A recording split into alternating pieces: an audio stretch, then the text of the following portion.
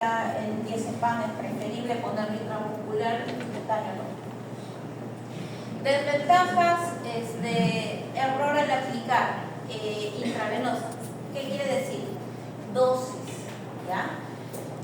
La dosis de un fármaco que lo aplico intramuscular va a ser la misma que la que yo aplico intravenosa. ¿Por qué? ¿Por qué no?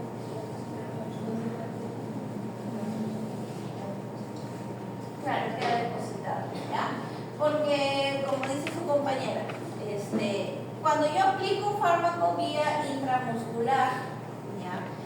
El fármaco va a quedar como que depositado en la zona del músculo y va a ir absorbiéndose poco a poco hacia pasar a la vía venosa, teniendo en cuenta que incluso puede haber una cantidad que queda en el músculo y no se llega a absorber. ¿Ya? Entonces, cuando yo coloco un fármaco vía intramuscular, siempre la dosis tiene que ser mayor que la que yo aplico vía intravenosa, porque recuerden, como les dije anteriormente, vía intravenosa no hay ninguna barrera que impida la absorción, va directamente. Entonces, por decirlo así, es como que la dosis va más pura, ¿no? Más biodisponible, ¿ya? Dolor y necrosis en zonas de aplicación, ¿no? Tener cuidado con algunos fármacos que se aplican vía intramuscular y que pueden llegar a generar bastante dolor y necrosis, ¿no? Uno de ellos es la oxitetraciclina, ¿ya?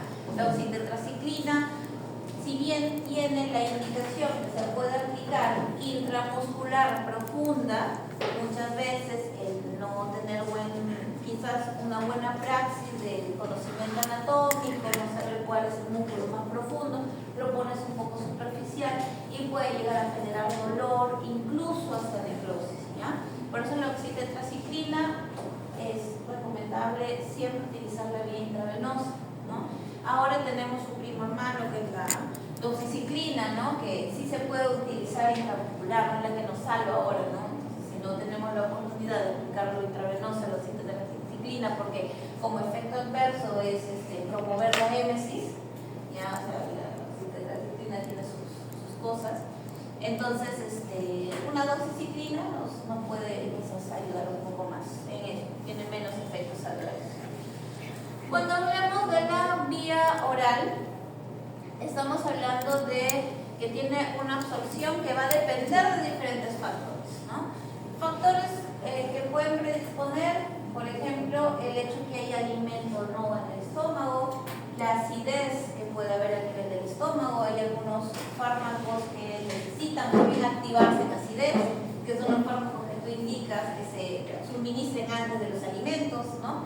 Hay otros fármacos que más bien no se degradan o se ionizan cuando van a niveles del estómago y los pides que los des después de comer. O sea, cada uno tiene por eso su indicación y su característica, ¿no? Hay algunos que se activan en el estómago y se absorben recién en el intestino, ¿no? No todos se absorben en el estómago. Entonces, son características que hacen que el fármaco por esa razón tenga una diferente metabolización, una diferente biodisponibilidad, un diferente tiempo de efecto, ¿ya? Bueno, evidentemente, como otra ventaja es que es bastante económico, ¿no? A veces el darle a un protocolo de inyectable por varios días, ¿no? Hay a veces tutores que no tienen las posibilidades de hacerlo, entonces, bueno, la vía oral, mientras que no sea una emergencia, es una vía de bastante ayuda, ¿ya? Y generalmente segura, ¿ya? Vía oral, la dosis terapéutica es de un rango bastante amplio, entonces muy pocas veces hay efectos adversos, ¿ya? Pero siempre igual hay que tener el conocimiento de qué fármacos sí lo tienen y comentar, ¿no? Para que haya el cuidado adecuado. Desventajas, bueno, la absorción puede ser deficiente e incompleta, sobre todo cuando no se toman esas consideraciones que les digo, ¿no? Con referente en dónde se absorbe, en qué momento se da, con qué fármaco no mezclarlo. A veces incluso hay alimentos que bloquean un poco su metabolismo, ¿no? Hay fármacos que más bien necesitan de, un ejemplo, ¿no? La fitomenadiona, ¿no? Que si bien es ahora ya existen las fitomenadionas orales, ¿ya? La fitomenadiona, por ejemplo, se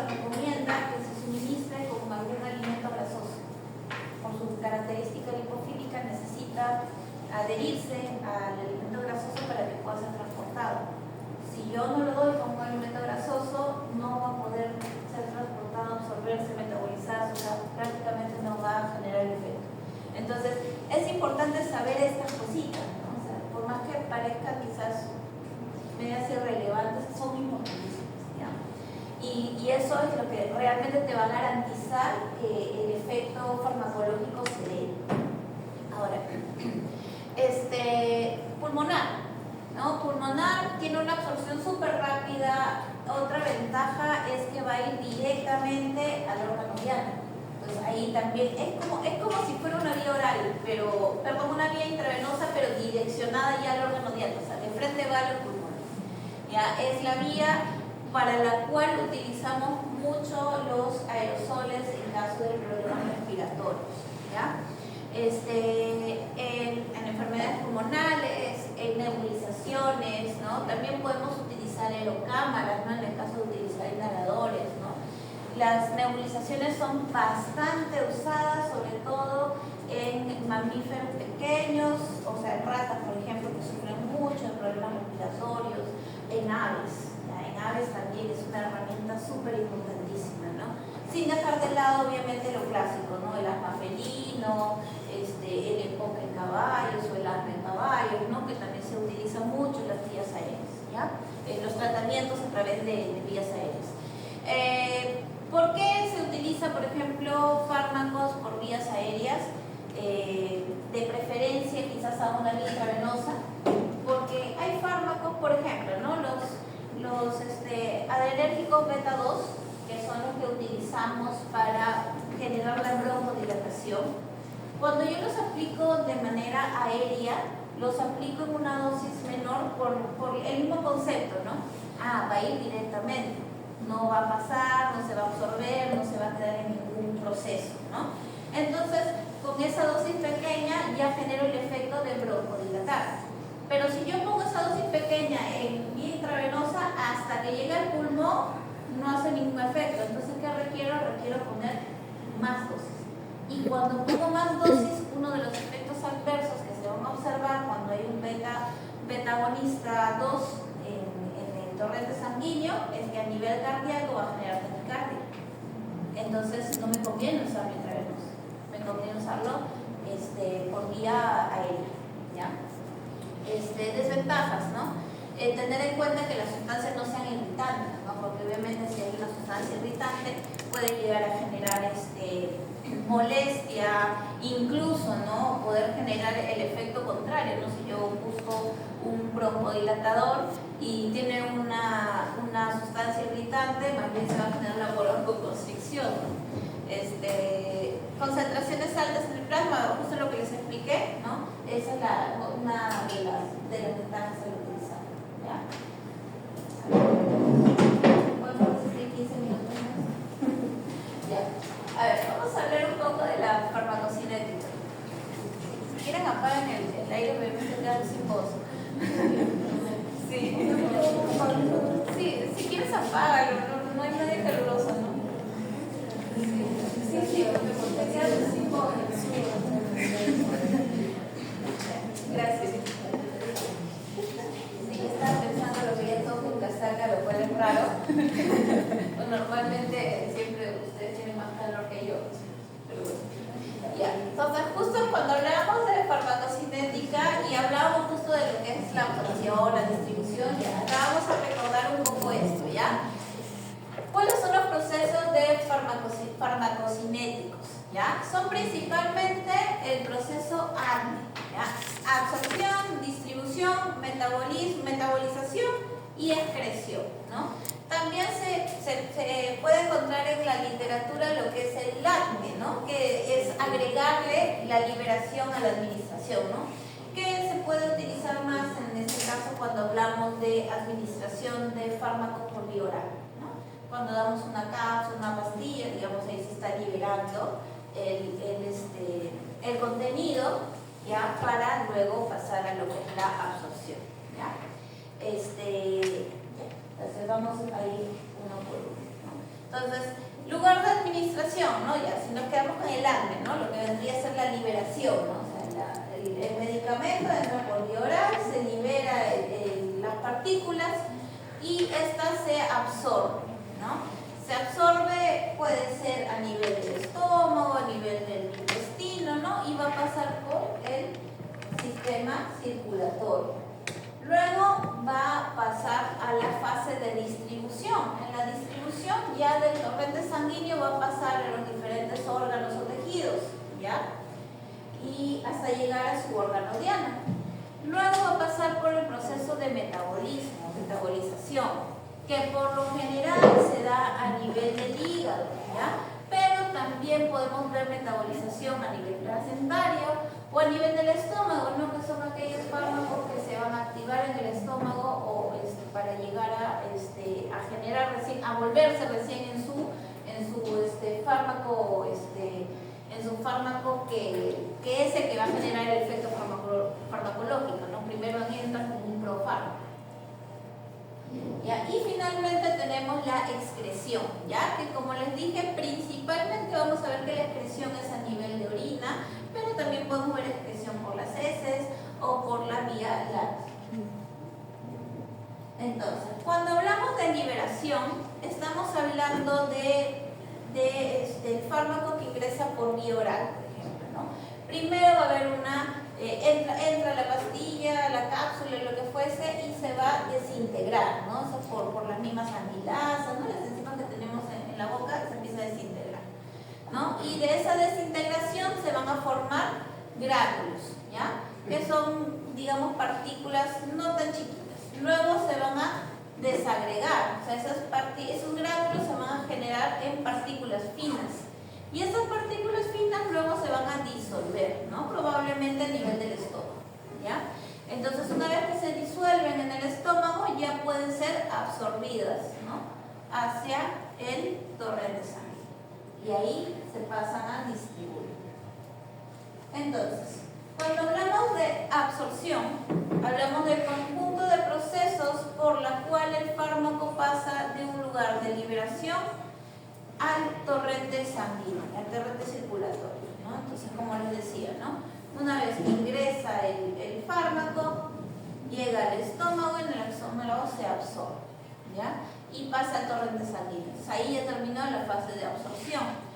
¿Qué factores van a ser importantes para este proceso de la absorción? La liposolubilidad, ¿ya? La formulación que se convierta a un líquido, ¿no? Y la área de absorción que deba ser de una concentración mayor por difusión, ¿no? Que pasa por difusión a una concentración menor, ¿no? De esa manera pasa en la mayoría de casos al torrente sanguíneo. Entonces, movimiento de un fármaco desde el sitio de administración hacia la circulación sanguínea, ¿ya? Aquí, por ejemplo, vemos, ¿no? La administración oral va a pasar por el lumen intestinal, ¿ya? A través del epitelio se va a absorber, ¿ya? Y pasa a los fluidos intersticiales y luego a la sangre, ¿ya? Entonces, esto, digamos, vemos aquí que hay una barrera, ¿no? Cuando hablamos de la administración oral. Si yo lo coloco por la vía subcutánea o intramuscular, ya estoy pasando un fluido intersticial antes que pase a la sangre, ¿ya? Por eso es que la vía oral, como se dan cuenta, demora más, porque pasa primero una barrera, fuera del proceso que pasa para llegar al estómago, pasa una barrera, de ahí pasa la barrera del fluido intersticial y de ahí recién pasa la sangre, ¿ya? Lo cual la administración subcutánea intramuscular ya se salta un paso dentro del proceso de absorción. En cambio, como vemos aquí, la administración venosa de frente pasa al torrente sanguíneo, o sea, se saltó todo el proceso de absorción, ¿ya? Por eso es que es más rápido eso.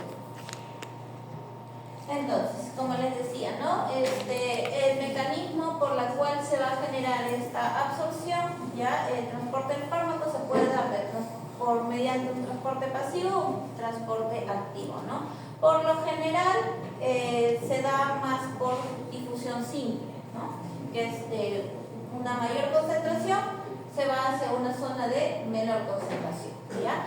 Después tenemos la difusión facilitada, que es a través de proteínas o de canales, ¿no? Por los cuales van a pasar, ¿no? Son como unos conductos por los cuales va a pasar, o alguna proteína que va a ayudar a transportar el principio activo, ¿ya?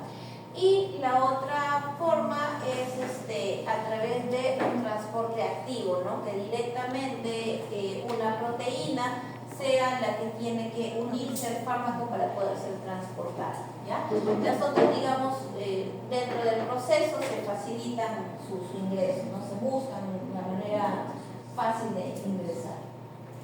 Ahora, dentro de esta parte de la absorción, ¿qué factores van a determinar el transporte del fármaco? Como les decía, la liposolubilidad, ¿ya? Fármacos lipofílicos, ya también conocidos como no polares, van a ser menos solubles en soluciones acuosas, justo lo que les decía antes, ¿no? Que yo no puedo colocar un fármaco que sea lipofílico o oleoso en una zona que sea líquida, porque se van a repeler o si llega a absorberse va a ser muy lento, ¿no? Entonces, es por ello que los fármacos lipofílicos son más favorables, por ejemplo, ponerlos a nivel intramuscular, ¿no? En cambio, los fármacos hidrofílicos ya son más solubles en medios acuosos, ¿no? Por eso es que me es más conveniente colocarlos directamente por vía intravenosa. O sea, estos fármacos hidrofílicos los puedo poner intramuscular, sí, subcutáneo, sí, pero al ser estos fármacos acuosos, hidrofílicos, no van a poder también absorberse también en una zona donde hay mayor cantidad de líquido, va a demorar, ¿ya? Por eso es preferible en este caso sí utilizar hidrofílicos directamente intravenosos, ¿ya? Entonces, sabemos que a través de lo que son las membranas de cualquier tejido que siempre contienen líquidos, ¿no? Entonces, ahí vamos a observar que los fármacos lipofílicos van a pasar con una permeabilidad mayor que quizás los que tienen la característica hidrofílica. Otra característica, aquí tenemos lo mismo, ¿no? Visualmente, ¿no? La molécula lipofílica, también conocida como apolar o no ionizada, ya va a tener una mayor difusión a través de la bicapa de fosfolípidos que tiene cualquier membrana, ¿ya? En cambio, la molécula hidrofílica ionizada, también conocida como ionizada o polar, va a tener una mayor disolución en medios acuosos, ¿no?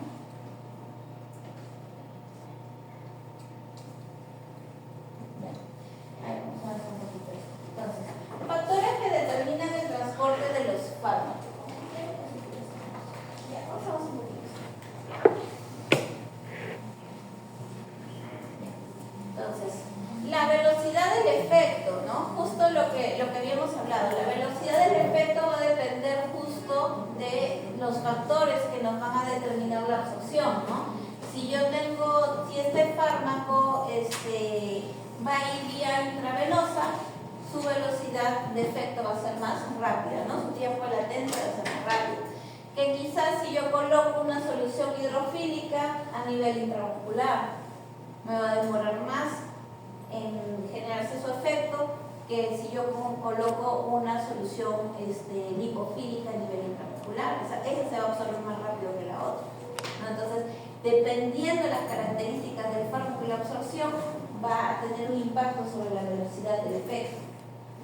Entonces, cuando hablamos de ionización, ¿ya? Hablamos de que la absorción aumenta cuando el pH del medio favorece la presencia de la forma no ionizada. Entonces acá tenemos otra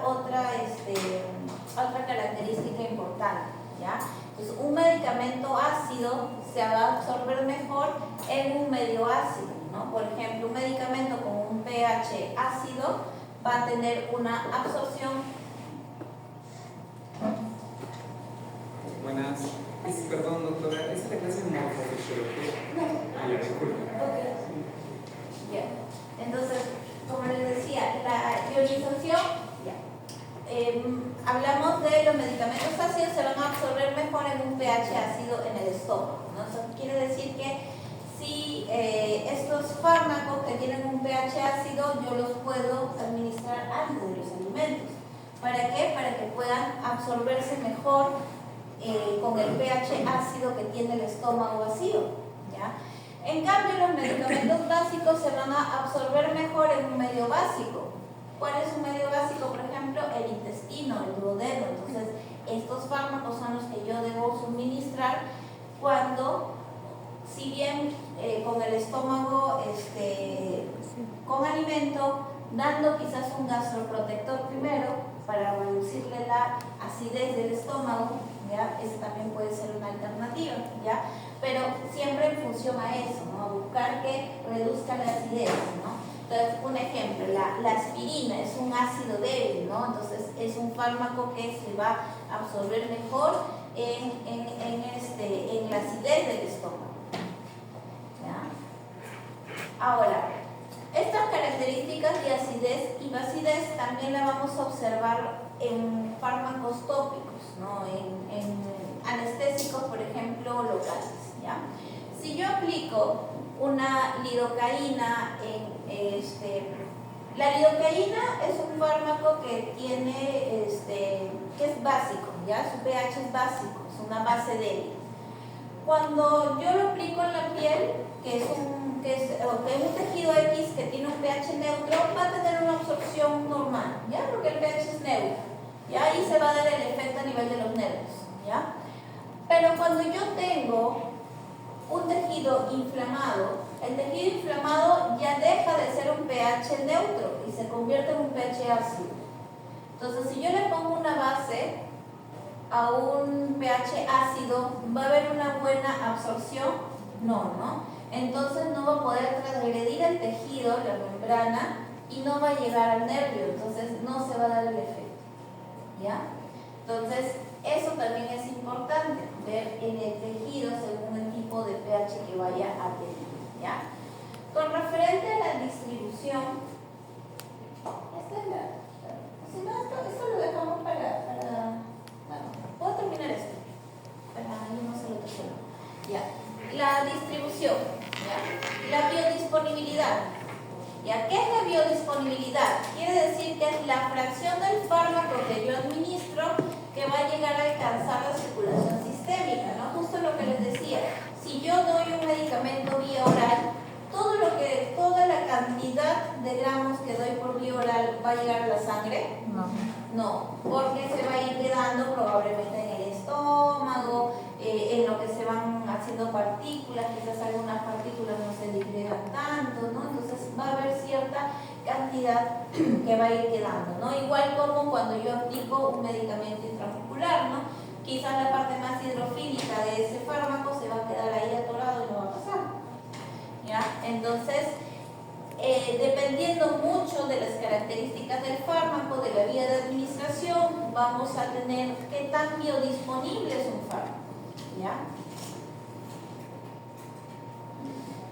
Entonces, vamos a observar, por ejemplo, que los fármacos se van a absorber, como les decía, puede ser aquellos que son básicos, se absorben a nivel del intestino delgado, no pasan al torrente sanguíneo, pasan a la circulación hepática y luego van a pasar por un proceso de metabolización en el hígado, ¿no? Entonces el fármaco se conjuga, ¿no? Hay diferentes fases que vamos a ver después, ya que pueden llegar a generar que este fármaco se active o libere la parte activa que va a pasar hacia el torrente sanguíneo cardíaco y se va a distribuir a todos los órganos para generar el efecto. Entonces muchas veces incluso en el proceso de metabolización hepática es donde también se pierde la biodisponibilidad del fármaco, porque si pasa por más procesos metabólicos, se va a perder cierta cantidad del principio activo, ¿no? Hasta quedar quizás la parte más esencial, que es lo que va a generar efecto en el órgano diana, ¿ya? Y aquí también vamos a observar lo mismo, ¿no? Gráficamente vemos, ¿no? El fármaco ingresa, se absorbe a nivel de la sangre, pasa por el hígado y eso es lo que termina generando, ¿ya? Ahora, ¿qué otra cosa también puede influir dentro de este proceso de distribución? El hecho que vaya a compartimientos, ¿no? si bien se metaboliza, pasa al torrente sanguíneo principal cardíaco para distribuirse, algunas veces pasa a un compartimiento, ¿no? Cuando pasa, es por decirlo así, ¿no? El fármaco pasa primero por una estación, ¿no? Antes de llegar a distribuirse, ¿no? Entonces, bueno, ahí también va perdiendo un poco la cantidad o la concentración que se vuelve biodisponible, ¿no? Entonces, incluso hay una fórmula, ¿no? La concentración entre el volumen, ¿no? Sanguíneo en este caso, la concentración del fármaco, cuánto me estaría quedando por litro. Ahora, ¿qué pasa si este fármaco no pasa solo por uno, sino pasa por dos compartimientos, ¿no? Quizás pasa primero a los órganos centrales y luego pasa a los órganos periféricos. Entonces, ya hasta que llega a nivel periférico ya perdió un poco, ¿no es cierto?, de concentración, ¿no? Igual, también hay sus fórmulas para poder ver cuánto ha perdido hasta que llegue a su otro compartimiento. Y la otra situación que todavía genera menos biodisponibilidad es la de compartimientos múltiples, ¿no? Y justamente estos son los fármacos que tienen mayor tiempo, que demoran mayor tiempo en aclararse, ¿no? Por ejemplo, los barbitúricos. El propofol es súper rápido, pero también hace compartimientos, ¿ya? Entonces pasa primero por todo, es como por decirlo así, ¿no? Tú le dices al barbitúrico, ¿no? Anda, tráeme mi llave que le dejé en mi habitación. Ya, entra a la casa, se mete a la cocina, se mete al baño, se mete al cuarto de mi hermano, al cuarto de mi otro hermano, y de ahí se mete a mi cuarto, y de ahí vuelve a meterse de nuevo por todas partes y sale. En cambio, quizás yo le digo, pues, al día solar, ¿no? Tráeme la llave, ¿no? Viene, va corriendo, sube esa escalera, va al cuarto y baja. Entonces, ahí hay una gran diferencia, porque uno va por compartimiento y el otro